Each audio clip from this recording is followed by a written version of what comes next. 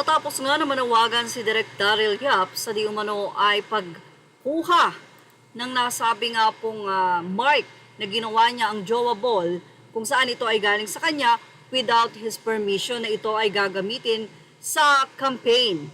Well, ayon nga kay Direk, magkano daw ang sisingilin? Siguro biro lang naman ito ni Direk Daryl, pero syempre dahil ito nga ay ginagawa sa campaign o gagamitin, mas maganda nga na ipaalam sa kanya. Siguro naman ay hindi ito ipagkakait ni Direk Daryl Yap. Biro man ito, meron itong patama sa mga politiko dyan. Katulad na lamang na ngayon ay muli na namang nabuksan na issue ni Stella Kimbo o si teacher congresswoman ng Marikina na si Stella Kimbo.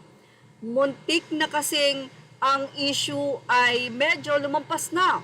Pero ngayon ay bumalik na naman matapos mamataan at tila hindi daw matiis ni Miss Stella Kimbo sa pagiging napaka-fashionista nito.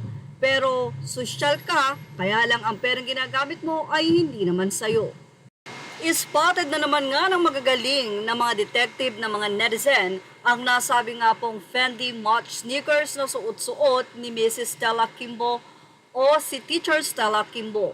Ang nasabing sneakers na ito ay tumataginting lang naman na 63,764.67 pesos plus tax ang halaga. Kaya naman marami ang galit na galit dahil magkano lang naman daw ang sweldo ng congresswoman. Pero kung makabili daw ng napakamamahalin na gamit ay ganun-ganun na lamang. Grabe, ilang kilong bigas na nga naman yan para sa mga nasa laylayan. Say ng mga netizen, shame on you. Hashtag Stella Kimbo, di kayo mananalo. Baka yung trench coat niya, sure mahal din yan. Sana may makapag-search niyang suot niya.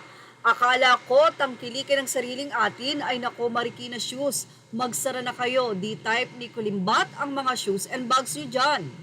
Say pa ng isang netizen, bumabaha ng pera sa HOR. Stella Kimbo Waya, yung kongresista. Say pa ng isang netizen, bumabaha ng pera sa HOR. Stella Kimbo Waya, yung kongresista ka na, ang sahod di umabot ng 50,000 per month, tas yung sapatos mo, sobra-sobra sa sahod mo. Alam na this. Ito naman ang say ng isa, hindi daw talaga makatiis na itago ang mga mamahaling gamit. Okay lang sana kung di galing sa pera ng bayan ang pinambili. Honorable Kimbo, tapang ng apog mo. I don't know kung mahihiya-hiya naman mga anak ng mga yan.